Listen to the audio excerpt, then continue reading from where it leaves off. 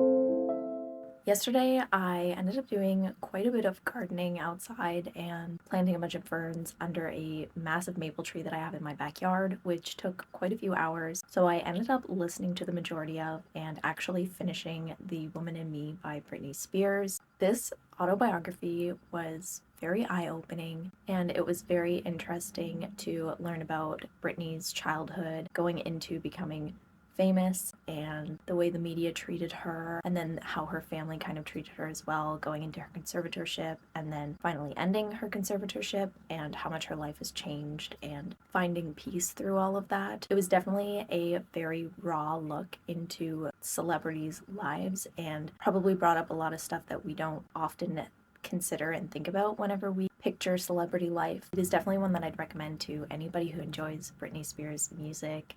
And then I also have a slight change of plans to my TBR for this week. Lately, I've been in the mood to kind of get into some true crime, and so I put quite a few true crime novels on my hold list for my library, and one just became available to me, and I only have 2 weeks to listen to this audiobook, and I think it's about 18 hours long, so it's definitely one that I need to start as soon as possible so I don't end up not finishing it before it's due back to my library. But this one is called The Road to Jonestown by Jeff Gwynne. It is about the events that lead up to the Jonestown Massacre, which is the largest Murder Suicide in American History. This sounds like it could be a very interesting read to me. I know a bit about Jonestown, but not a lot of details about it, so I definitely feel like I could learn quite a bit from this. This is one that I'm definitely probably going to be starting today because it's another beautiful day outside, and I'm definitely going to be doing some more gardening later on. But for right now, I'm kind of in the mood to start Ghosts of the Shadow Market. So I think I'm going to sit here for a little bit and start that before I go outside and do some gardening.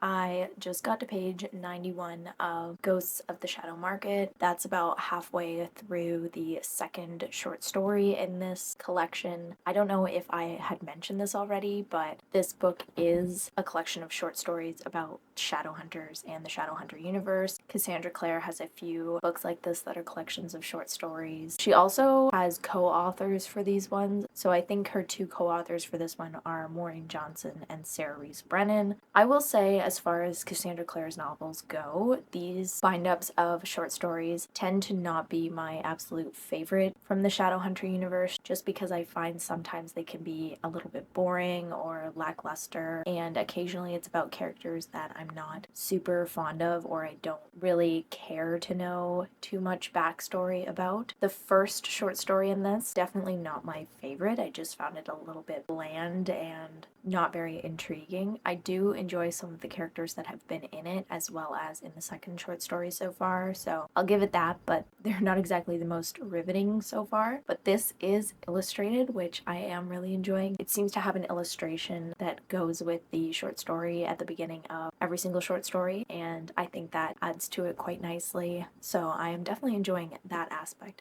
of it. And then while I was gardening, I got a little bit over an hour into the Road to Jonestown, so that ended up being about 8%. And this one is pretty interesting so far. I will say that I feel like the beginning of it could have been introduced a little bit better. I feel like if you didn't already know a lot about Jonestown and you read or listened to the first like 3%, you'd probably be a bit confused or not really interested and might just put it down because it didn't explain what it was going to be about very well. But I am enjoying the detail and the research that the author has put into it so far. It has caught my attention now. It just took a little bit to kind of get into it. I will definitely be listening to this one a bit more throughout the rest of the week. Hopefully I'll finish it. But for right now, I think I am going to continue reading a little bit more of Ghosts of the Shadow Market and maybe read a few poems from Chameleon Aura.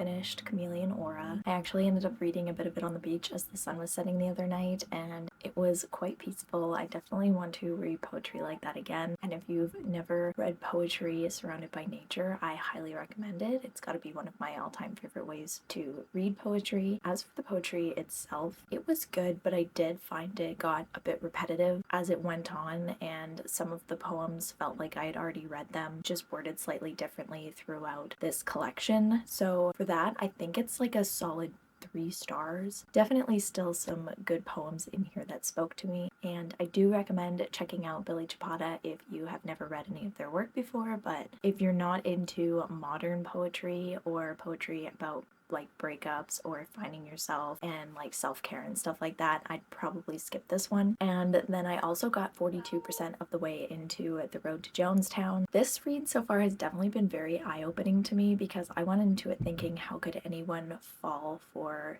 someone like Jim Jones and join a huge cult? But honestly, even this far into the book, I can completely understand how people were easily influenced by him and persuaded by him. He also presented himself as a very peaceful and caring man and did a very good job at making people see what he wanted them to see. It made me think about stuff that I've probably never considered in my life before. So I'm really looking forward to continuing this one. I am probably going to continue listening to it a little bit later today while I do some more gardening. But first, I think I am going to read a little bit more of Ghosts of the Shadow Market. I am really starting to get into this one because all of the short stories are starting to tie together. I will still say that some of the short stories I am liking more than others. I'm on page 242 now, so almost halfway. This book is like a little over 600 pages. So I think I'm going to read a little bit of this before I go outside and do some more yard work, and then hopefully later on tonight I will also be able to pick this up again.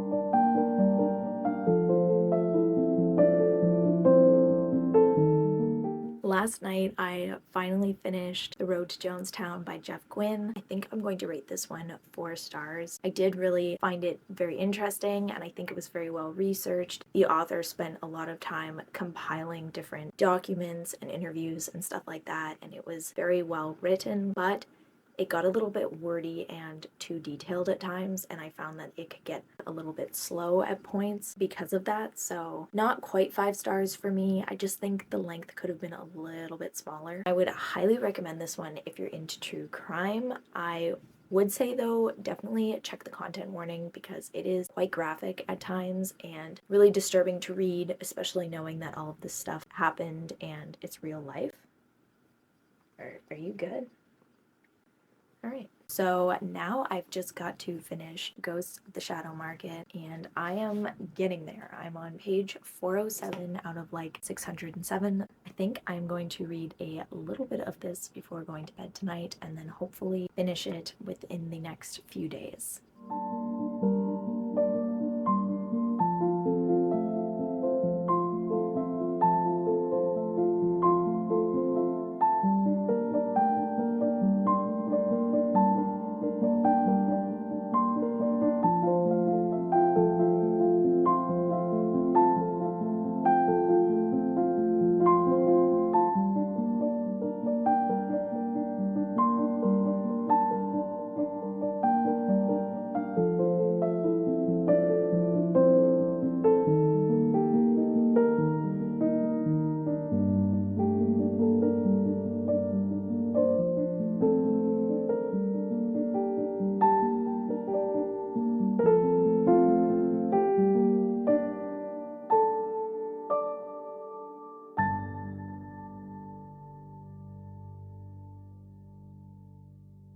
I just finished Ghosts of the Shadow Market, and I think this one's a solid 4 stars for me. I really enjoyed the fact that one of my all-time favorite characters from the Shadowhunter world is in most, if not all, of these short stories, so that almost made it 5 stars for me, but I must say the first like 2 short stories were not my favorite. All in all, this has got to be one of my favorite short story bind-ups by Cassandra Clare. I thought it was nice how they tied it into a lot of the other books that she's written and kind of got a little glimpse of what is brewing after Queen of Air and Darkness, so I'm definitely looking forward to finding out more about that. But with that, I think I'm going to leave this reading vlog here. I hope you have a great rest of your week and happy reading!